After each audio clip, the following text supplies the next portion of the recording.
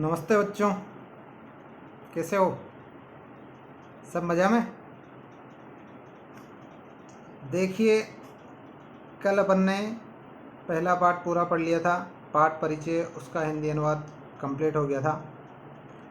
आज पहले पाठ के प्रश्नोत्तर करेंगे और ये प्रश्नोत्तर आपको प्रश्नोत्तर की अलग कॉपी बना के उसमें भी करने हैं। ग्रामर की यानी व्याकरण की अलग कॉपी बनानी है और प्रश्नोत्तर की अलग कॉपी बनानी है। तो चलिए अभ्यास कार्य शुरू करते हैं।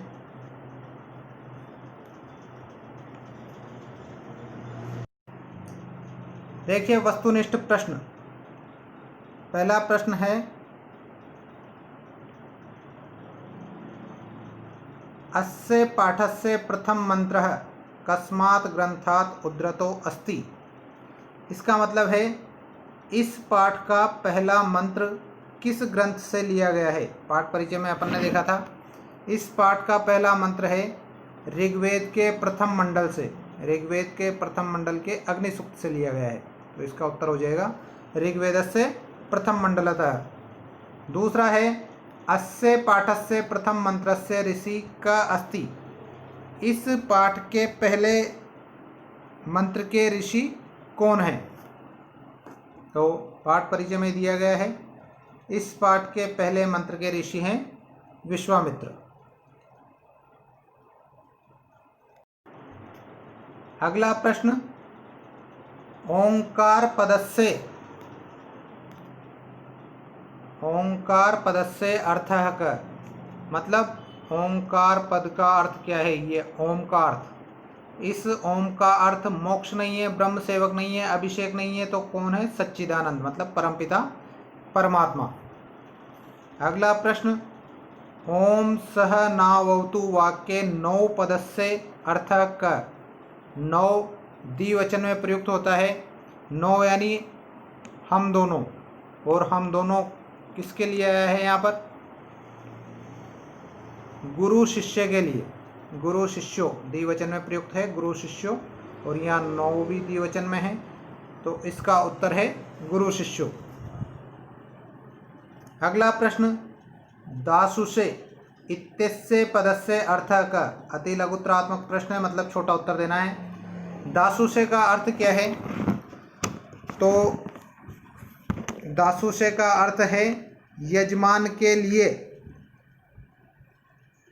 अपने को उत्तर संस्कृत में देना है, चतुर्थी विभक्ति में, यजमानाय, यजमान के लिए।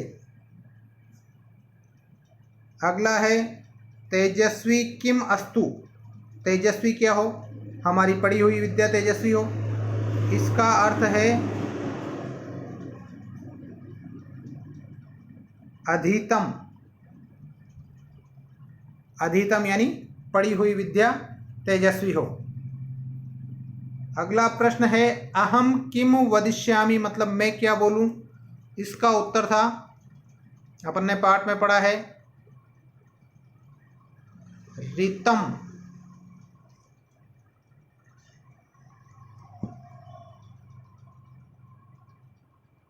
ऋतम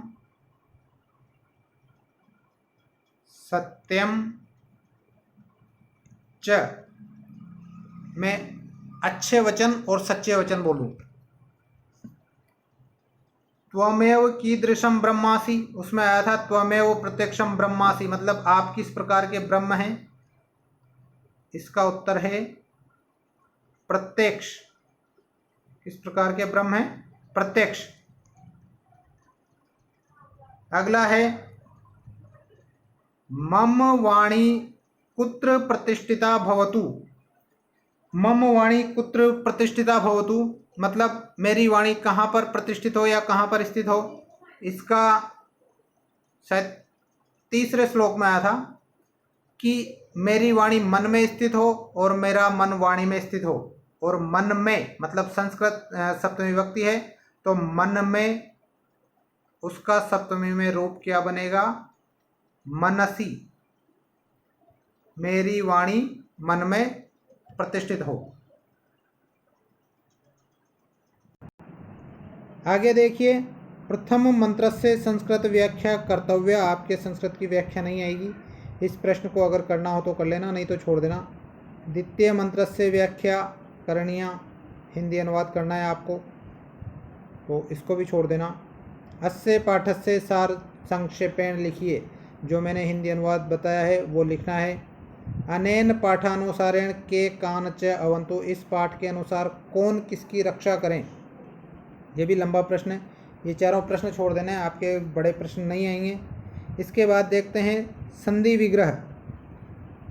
सबसे पहला है वांग में, इसका विग्रह होगा वाक प्लस में।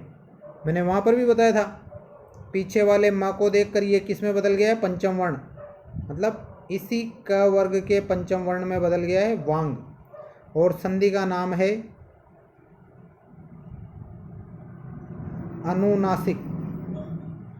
कौन सी संधि है, अनुनासिक संधि। नावतु, अगला है नावतु।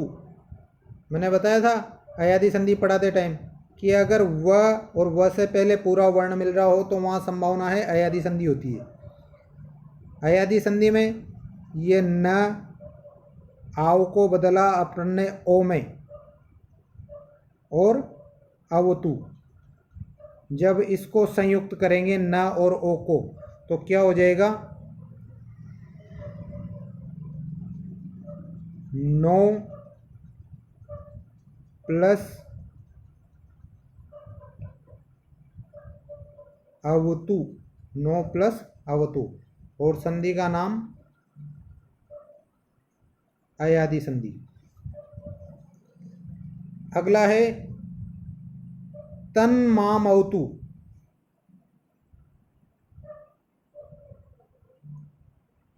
तन मामवतु उसी तरह वांग में जैसे बना था वैसे के वैसे ही है। इसमें अंग की जगह क हो गया था, यहाँ पर न की जगह क्या हो जाएगा, इसी का प्रथम वर्ण तत्। तत् मामवतु, तत् मामवतु। संधि वही है, अनुनासिक। ठीक है, अगला देखते हैं ब्रह्मासी। ब्रह्मासी का दीर्घ संधि है ब्रह्म प्लस अस्सी। राइटिंग में कॉम्प्रोमाइज कर लेना, थोड़ा लिखने में सही नहीं आ रहा है। ब्रह्म प्लस अस्सी, संधि का नाम दीर्घ संधि। आगे देखते हैं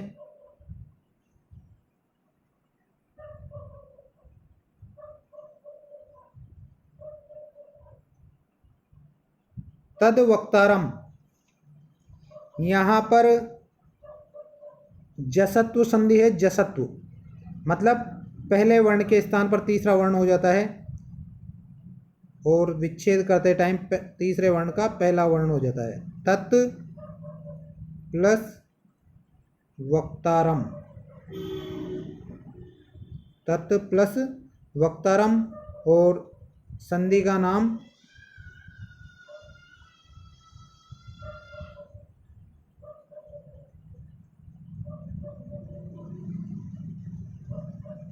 जसत्व संधि। संधि का नाम जसत्व संधि। आगे उपसर्ग प्रकृति प्रत्यय प्रतिष्ठिता। उपसर्ग है प्रति, धातु है स्था, प्रत्यय है त प्रत्यय, कत या त जो भी बोलो, और टाप प्रत्यय। स्त्रीलिंग में बना है इसलिए टाप प्रत्यय लगा है, और कत प्रत्यय क्योंकि पीछे त आ रहा है। तो प्रति, स्था, कत और टाप। यहाँ पर कत वो बाफले के साथ वाले कत नहीं है।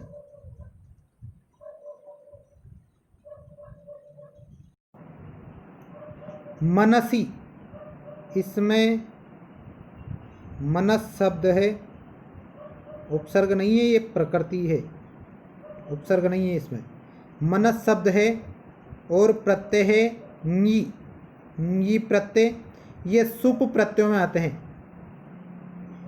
सुप प्रत्ययों में आते हैं। आपके आगे जाके आएगा ङी प्रत्यय, सप्तमी विभक्ति एक वचन का रूप बनाने के लिए ङी प्रत्यय लगाया जाता है। इसके बाद ब्रह्मणे, तो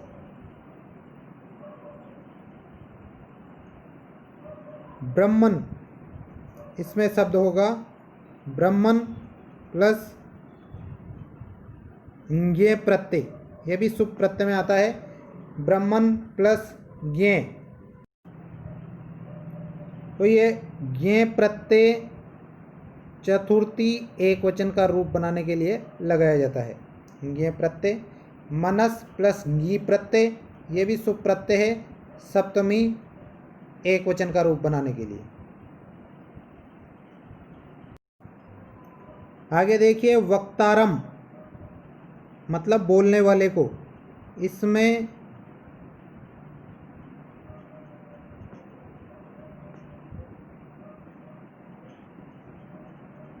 वक्ता शब्द या वच धातु है, वक्ता शब्द या वच धातु, और प्रत्यय है अम, ये भी वही प्रत्यय है, सुप प्रत्यय, द्वितीय विभक्ति एक वचन का रूप बनाने के लिए काम में आता है अम प्रत्यय। अधितम मतलब पड़ा हुआ, भूतकाल का रूप है, यहाँ पर वक्तारम और अधितम में अंतर है। ये तो द्वितीय विभक्ति एक वचन का रूप है और ये अधित एक शब्द बना हुआ है कत प्रत्यय से, उस प्रत्यय का रूप है। तो अधितम में देखते हैं,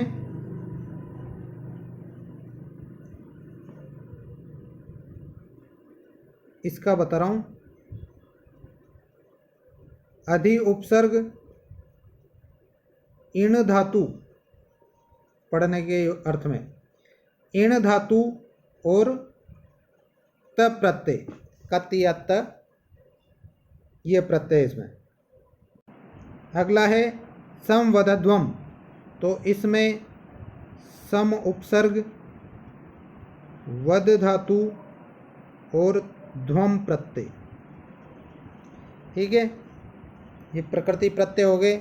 अब इसके बाद अधोलिखितेषु धातु लकार पुरुष वचनम च लिखत, अधोलिखितेषु मतलब नीचे दिए गए शब्दों में, सप्तमी विभक्ति का रूप है, धातु लकार पुरुष और वचन लिखो।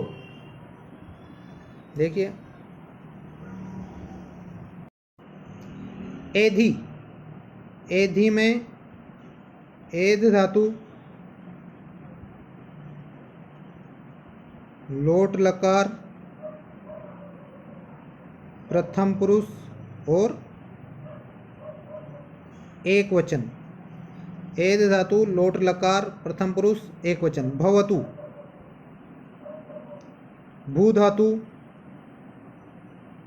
ये लोट लकार, प्रथम पुरुष और एक वचन, भू धातु। एक मिनट, सॉरी, यहाँ पर प्रथम नहीं है, इसको सही कर लेना, मध्यम पुरुष है ये, मध्यम पुरुष, ये प्रथम नहीं है, मध्यम है। और यहाँ पर है भू धातु, लोट लकार,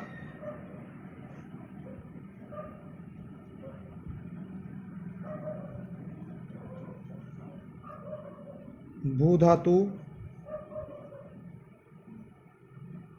लोट लकार, प्रथम पुरुष और एक वचन। 80 में अस धातु, इसका अस धातु, लट लकार, मध्यम पुरुष और एक वचन। अस धातु, लट लकार, मध्यम पुरुष, एक वचन। भुनक्तु, भुज लोट लकार प्रथम पुरुष एक वचन। भुज लोट लकार प्रथम पुरुष एक। करवा वहे में क्री लोट लकार उत्तम पुरुष द्विवचन। अस्तु में अस धातु लोट लकार प्रथम पुरुष और एक वचन। ये अस्तु और भवतु दोनों एक जैसे ही है। अस धातु लोट लकार प्रथम पुरुष एक वचन, इन दोनों का अर्थ भी एक ही होता है, हो मतलब उम्मीद करना। अगला देखिए, निम्नलिखित पदानि प्रयुज्य वाक्य निर्माणम कर्तव्यम। निम्नलिखित शब्दों का प्रयोग करके वाक्य का निर्माण कीजिए। कर्तव्यम का मतलब करना चाहिए। देखिए, वाक, वाक यानी वाणी, इसका वाक्य में प्रयोग होगा तस्से वाक अत्यंत मधुरा अस्ति, उसकी वाणी अत्यंत मधुर है। दूसरा है भुनक्तु। भुनक्तु का देखते हैं। भुनक्तु मतलब खावें। वयम सदैव सात्विक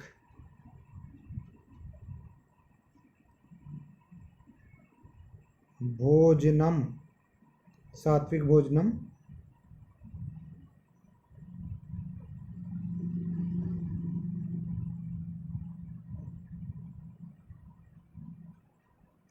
सॉरी, यहाँ पर वयम नहीं, वयम की जगह लिखना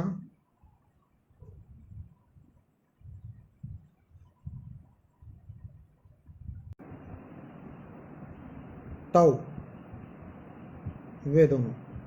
तो सदैव सात्विक भोजनम भुनक्तु, वे हमेशा अच्छा भोजन खावे। इसके बाद वदिष्यामि, अहम सदैव सत्यम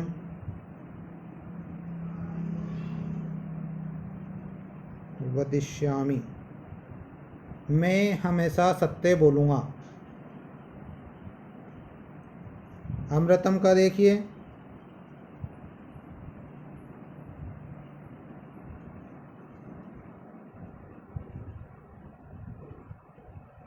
क्षीर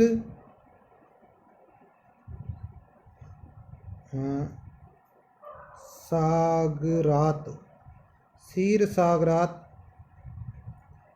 देवा अमृतम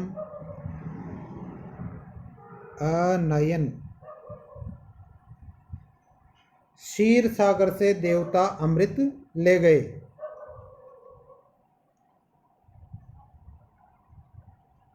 और माम, माम स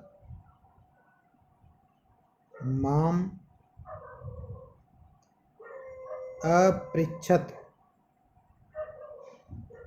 उसने मुझसे पूछा।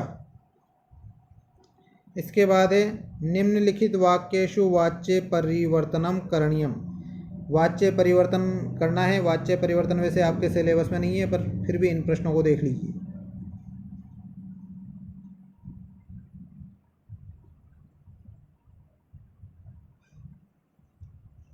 अहम सत्यम वदिष्यामि, अहम सत्यम वदिष्यामि, इसका होगा मया सत्यम वदिष्यते, मया सत्यम वदिष्यते। वरुणः सर्वान् रक्षति, इसका होगा तृतीया में बदल जाएगा ये, वरुणेन, तृतीया में बदल गया। सर्वान कर्मवाच्य में बदल रहे हैं, इस वजह से ये द्वितीय विभक्ति की जगह प्रथमा हो जाएगा।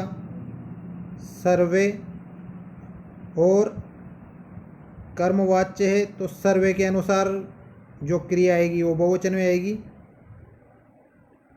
रक्षन्ते। वरुणेन सर्वे रक्षन्ते। इसके बाद अगला देखते हैं। भवान विद्यालयम गच्छति, तो भवान का तृतीया में बदलेगा भवता। विद्यालय में ये यहाँ पर द्वितीया है और प्रथमा में बदलेंगे तो प्रथमा में भी विद्यालय में रूप बनता है, विद्यालयम।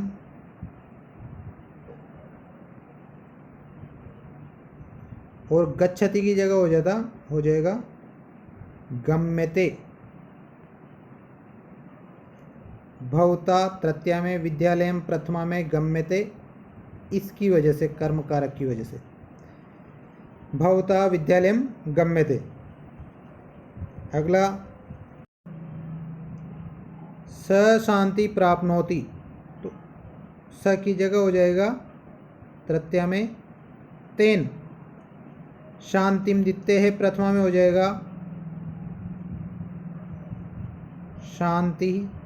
प्राप्नोति की जगह हो जाएगा प्राप्यते, तेन शांति प्राप्यते। और लास्ट वाला वयम संस्कृतम पठामः, तो मया अवाभ्याम अस्माभिः, वयम यानी हम सब, तृतीया में बहुवचन होगा अस्माभिः, अस्माभिः। संस्कृतम पठामः, संस्कृतम वैसा का वैसा ही संस्कृतम, लेकिन प्रथमा में बदल गया है अभी, पठामः पठ्यते। देखो यहाँ पर वयम के अनुसार बहुवचन नहीं आएगा क्योंकि ये कर्मवाच्य में बदल रहे हैं अपन, और कर्मवाच्य में कर्म के अनुसार क्रिया आती है। कर्म एक वचन है तो क्रिया भी एक वचन होगी। ये सब आप 10वीं में पढ़ चुके हैं, वाच्य परिवर्तन। यहाँ पर केवल इन प्रश्नों के लिए है। तो